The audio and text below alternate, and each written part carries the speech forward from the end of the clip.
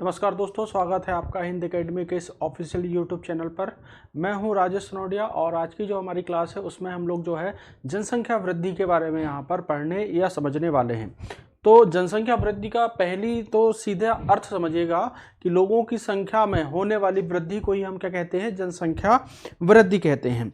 और जनसंख्या वृद्धि की यदि हम बात करें तो जनसंख्या वृद्धि को हम वार्षिक वृद्धि के रूप में मापते हैं और दशकीय वृद्धि के रूप में मापते हैं। वार्षिक वृद्धि मतलब प्रतिवर्ष जो वृद्धि होती है उसको एक तरीके से हम देखते हैं, और जो जनगणना के आंकड़े आते हैं उसमें दशकीय जनसंख्या वृद्धि के रूप में हम लोग जनसंख्या को देखते हैं। तो यहाँ पर जो है हम मध्य प्रदेश की जनसंख्या वृद्धि के बारे में यहाँ पर समझने वाले हैं।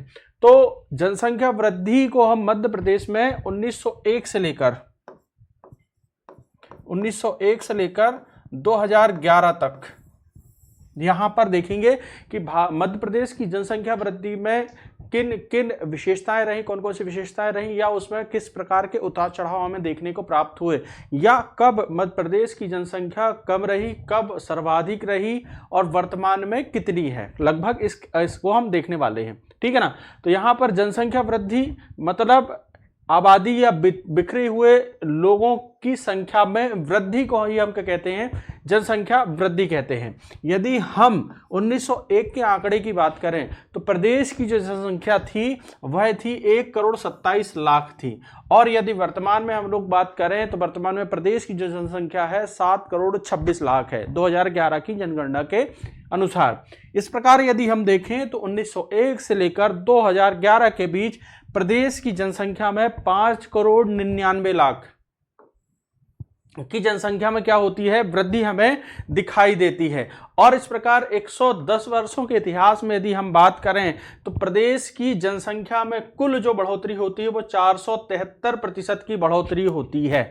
और इस आधार पर हम देखें तो 2011 में प्रदेश की जो दशकीय जनसंख्या वृद्धि थी वह 20.3% यहां पर दिखाई देती है।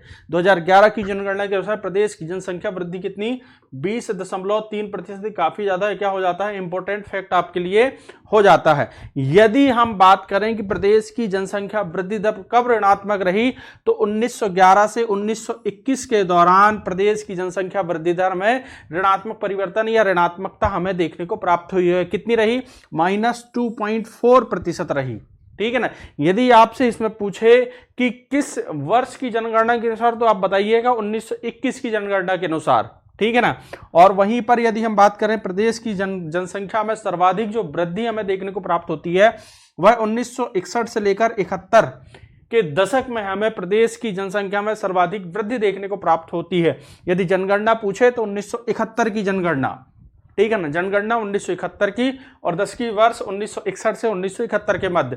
तो इस समय यदि हम बात करें तो प्रदेश की जनसंख्या में जो वृद्धि हुई वह 29.28% हमें दिखाई देती है, ठीक है ना। और जनसंख्या में जो वृद्धि होती है वह सामयिक, ठीक है ना, और प्रादेशिक अंतर इसमें पाया जाता है। किस प्रकार का अंतर पाया जाता है, एक सामयिक अंतर पाया जाता है, एक प्रादेशिक अंतर पाया जाता है। सामयिक का तात्पर्य है समय के साथ जनसंख्या वृद्धि बढ़ती घटती रहती है, और प्रादेशिक अंतर की यदि हम बात करें तो एक प्रदेश की जनसंख्या वृद्धि दर कुछ और रहेगी, दूसरी प्रदेश की जनसंख्या वृद्धि दर कुछ और रहेगी। इस प्रकार प्रदेश की या किसी भी देश की जनसंख्या वृद्धि में क्या पाया जाता है, प्रादेशिक और सामयिक अंतर यहां पर देखने को प्राप्त होता है। अगली हम बात करेंगे, ये चार्ट दिया हुआ है आपका, ठीक है ना, इसमें से हम मध्य प्रदेश की जनसंख्या वृद्धि की बात करेंगे सिर्फ। तो यहां पर आप देखिएगा इस चार्ट में कि 1911 से 21 के दौरान, ठीक है ना, प्रदेश की जनसंख्या वृद्धि दर कैसी रही, ऋणात्मक रही, -2.4, ठीक है ना। वहीं पर यदि ग्रामीण जनसंख्या वृद्धि दर भी यहां पर ऋणात्मक देखी गई, मतलब उसमें -3.4 की कमी हमें देखने को प्राप्त हुई, परंतु नगरीय जनसंख्या इस वर्ष बढ़ी है, ठीक है ना, अपेक्षाकृत कब से, 1901 से 1911 के दौरान।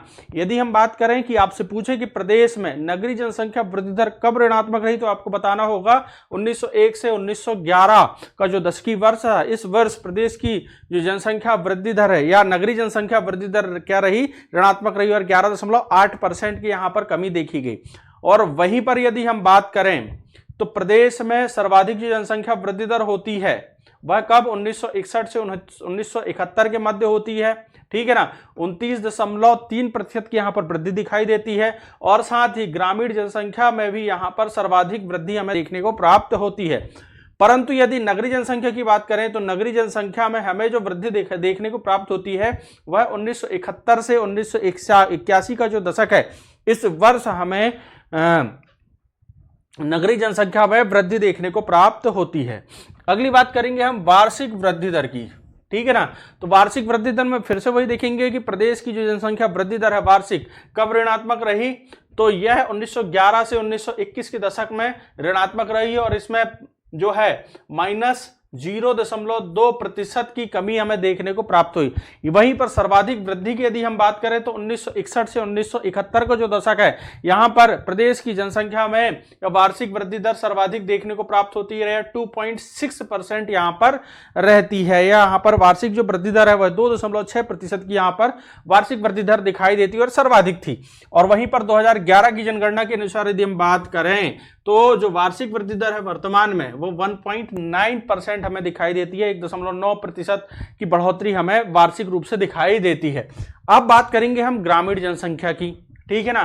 तो ग्रामीण जनसंख्या 1911 से 1921 के मध्य ग्रामीण जनसंख्या में सर्वाधिक कमी हमें देखने को प्राप्त होती है। सर्वाधिक कमी कितनी, -3.42% की कमी देखने को प्राप्त होती है। और वहीं पर सर्वाधिक वृद्धि 1961 से 1971 के बाद कितनी, 26.28% की वृद्धि यहाँ पर 10 की वृद्धि हमें दिखाई देती है। जनसंख्या में सबसे अधिक कमी 1911 से 1921 के मध्य, ठीक है, ग्रामीण जनसंख्या में। और यह कितनी कमी हुई थी इस समय, तो 3,43,000 जनसंख्या यहाँ पर कम होती है 1911 की जनगणना के अनुसार, या फिर हम बात करें 1901 से 1911 के दशक के तुलना में।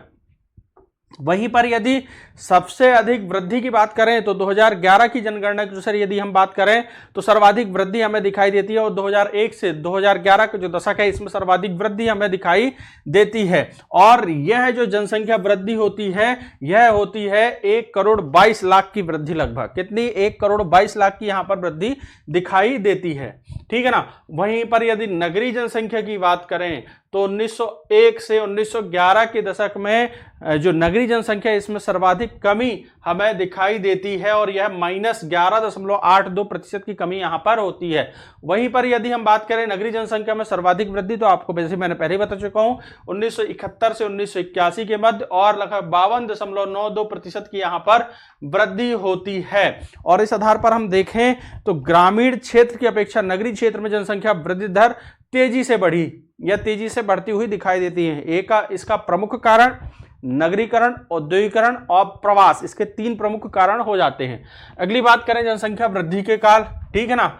तो यदि हम बात करें जनसंख्या का जो वृद्धि का उतार चढ़ाव का जो क्रम है, इस आधार पर यदि हम देखें तो जनसंख्या वृद्धि को 4 कालों में विभक्त कर सकते हैं। पहला काल कहलाता है अनियमित जनसंख्या वृद्धि का काल। यह काल रहता है 1901 से लेकर 1921 तक का काल। दूसरा नियमित जनसंख्या वृद्धि का काल, यह 1921 से लेकर 1951 तक का काल कहलाता है। और तीसरा कहलाता है तीव्र जनसंख्या वृद्धि का काल, यह 1951 से लेकर 1971 तक का काल कहलाता है। और चौथा काल है जनसंख्या वृद्धि दर घटने का काल, मतलब 1971 के बाद का जो काल है इसमें जनसंख्या वृद्धि दर में तेजी से कमी देखने को प्राप्त होती है। तो यह जो काल है यह जनसंख्या वृद्धि दर घटने का काल कहलाता है। अगली बात करेंगे अनियमित जनसंख्या वृद्धि का काल, ठीक है ना।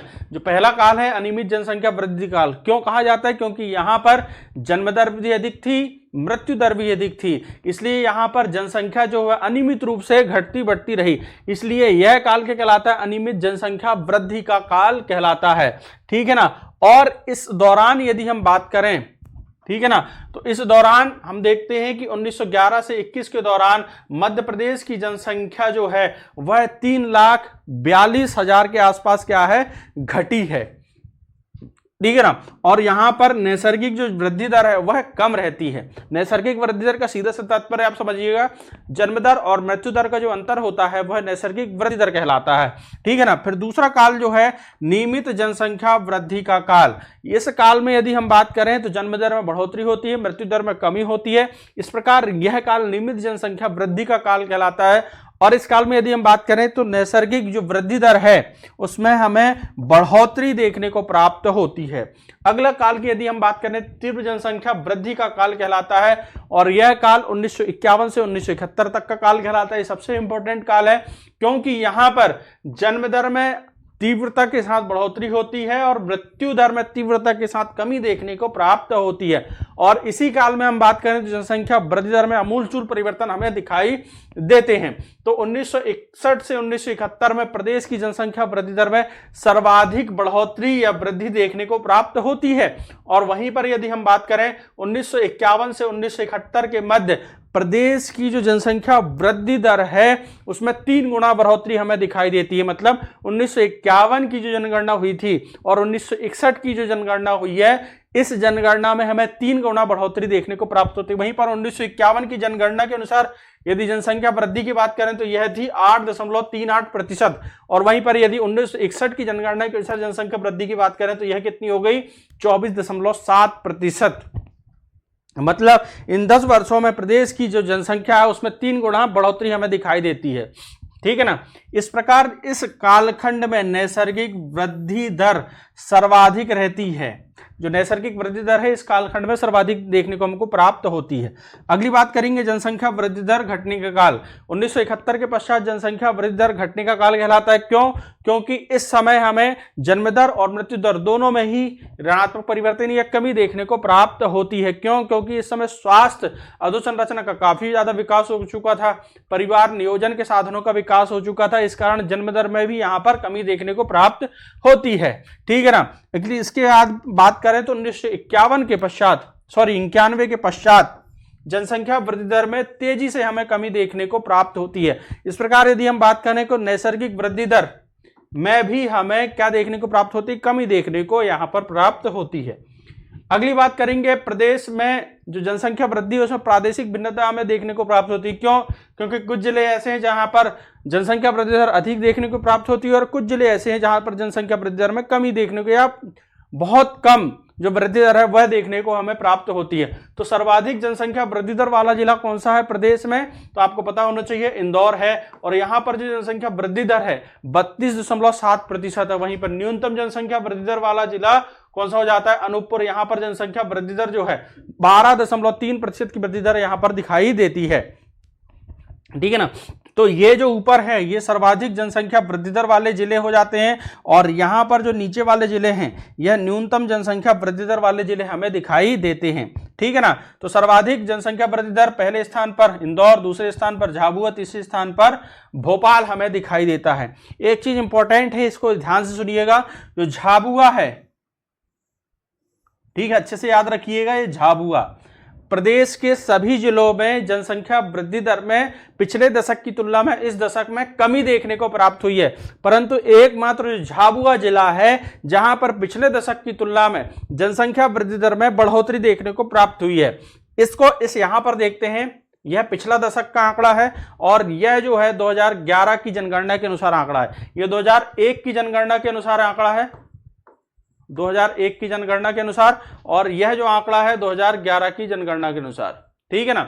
यहां झाबुआ जिले में 2001 की जनगणना 21.2% की वृद्धि हमें दिखाई देती है और 2011 की जनगणना के अनुसार 30.7% की वृद्धि दिखाई देती है। मतलब यहां पर जो जनसंख्या वृद्धि दर है उसमें बढ़ोतरी हमें दिखाई देती है। एकमात्र जिला कौन सा है?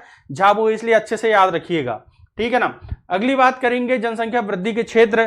तो यहां पर हम लोग देखते हैं कि जनसंख्या वृद्धि के क्षेत्र को हम 2 भागों में विभक्त कर सकते हैं। एक कहलाता है उच्च जनसंख्या वृद्धि के क्षेत्र और दूसरा कहलाता है निम्न जनसंख्या वृद्धि के क्षेत्र। तो उच्च जनसंख्या वृद्धि के क्षेत्र की यदि हम बात करें तो मालवा क्षेत्र, उससे लगा निमाड़ क्षेत्र, मध्य नर्मदा घाटी क्षेत्र, ठीक है, फिर मध्य भारत का पठारी क्षेत्र, इसके अलावा कुछ क्षेत्र इसमें जैसे सीधी सिंगरौली वाला क्षेत्र हो जाता है, सोन नदी घाटी वाला क्षेत्र इसके अंतर्गत सम्मिलित हो जाता है। वही निम्न जनसंख्या वृद्धि वाले क्षेत्र की यदि हम बात करें तो इसके अंतर्गत हम लोग देखते हैं रीवा पन्ना का पठार, बुंदेलखंड क्षेत्र, ठीक है ना। इसके अलावा यदि हम बात करें तो जो सतपुड़ा क्षेत्र और जो मध्य नर्मदा घाटी वाला क्षेत्र है, यह क्षेत्र जो है वह निम्न जनसंख्या वृद्धि वाला क्षेत्र कहलाता है, ठीक है ना। तो इसको यहां पर देख सकते हैं। तो उच्च जनसंख्या वृद्धि वाले क्षेत्र को 4 भागों में स्थित है बोले, ठीक है ना। मध्य नर्मदा घाटी तो उससे लगा मालवा क्षेत्र, पूर्वी मालवा क्षेत्र, मध्य भारत का पठारी क्षेत्र उससे लगा बुंदेलखंड क्षेत्र जो है, और ऊपरी नर्मदा घाटी क्षेत्र, यह क्षेत्र जो है वह उच्च जनसंख्या वृद्धि दर वाला क्षेत्र कहलाता है। और राज्य की लगभग 41% जनसंख्या जो है वह इसी क्षेत्र में निवास करती है। और इसी क्षेत्र में यदि हम बात करें तो सर्वाधिक जनसंख्या वृद्धि दर वाले जिले भी स्थित हैं, जिसके अंतर्गत इंदौर, झाबुआ और भोपाल आ जाते हैं। यहां पर जनसंख्या वृद्धि का मुख्य कारण क्या दिखाई देता है? हमें प्रवास दिखाई देता है। कौन सा मुख्य कारण हो जाता है? प्रवास, ठीक है ना। रोजगार को लेकर, शिक्षा को लेकर, या बहुत सारे कारण हो सकते हैं प्रवास के, ठीक है ना। तो यहां पर याद रखिएगा, ये यहां पर नोट लिख दिया हूं मैंने, जैसे पिछली स्लाइडों में बताया था मैंने कि झाबुआ को छोड़कर सभी जिलों की जनसंख्या वृद्धि दर में हमें क्या देखने को प्राप्त होती है? कमी देखने को प्राप्त यहां पर होती है। वहीं पर निम्न जनसंख्या वृद्धि के क्षेत्र की यदि हम बात करें तो सतपुड़ा, मेकल पहाड़ी क्षेत्र, नर्मदा घाटी क्षेत्र, बुंदेलखंड क्षेत्र, उत्तर पश्चिम मालवा क्षेत्र और बघेलखंड जो क्षेत्र है यह निम्न जनसंख्या वृद्धि वाला क्षेत्र कहलाता है। यहां पर निम्न जनसंख्या वृद्धि का मुख्य कारण तो मंद आर्थिक विकास है, ठीक है ना। मंद आर्थिक विकास के कारण यहां पर जनसंख्या वृद्धि में कमी देखने को प्राप्त होती है। और इंपॉर्टेंट फैक्ट यहां पर याद रखिएगा कि जो नैसर्गिक वृद्धि दर है वह 20% से अधिक नहीं होनी चाहिए, ठीक है ना। जनसंख्या में नैसर्गिक वृद्धि दर कितनी होना चाहिए? अधिकतम 20%। 20% से अधिक बिल्कुल भी नहीं होना चाहिए, ठीक है ना। यहां पर ग्रामीण जनसंख्या और नगरीय जनसंख्या के मध्य तुलना की गई है, तो इसको एक बार आप लोग देख लेंगे, मैंने इसको पहले भी बता चुका हूं, ठीक है ना। अगली बात करेंगे नगरीय जनसंख्या वृद्धि, ठीक है ना।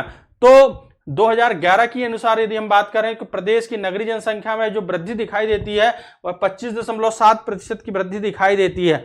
सर्वाधिक जो वृद्धि है नगरीय जनसंख्या में 1971 से 1981 के मध्य दिखाई देती है और 52.9% की यहां पर वृद्धि होती है। वहीं पर यदि ऋणात्मक वृद्धि की बात करें तो 1901 से 1911 के मध्य हमें ऋणात्मक वृद्धि दिखाई देती है और यह कितनी होती है? -11.82% की हमें दिखाई देती है। यदि आपसे पूछे कि 1911 से 1921 के मध्य प्रदेश की नगरीय जनसंख्या वृद्धि दर में बढ़ोतरी देखने को प्राप्त हुई तो कमी देखने को प्राप्त हुई, तो आपको बताना है यह बढ़ी है और 8.93% की दर के हिसाब से यह बढ़ी है। क्योंकि यहां पर यदि हम बात करें तो ग्रामीण जनसंख्या में कमी हुई, प्रदेश की समग्र जनसंख्या में कमी हुई, परंतु नगरीय जनसंख्या बढ़ी है।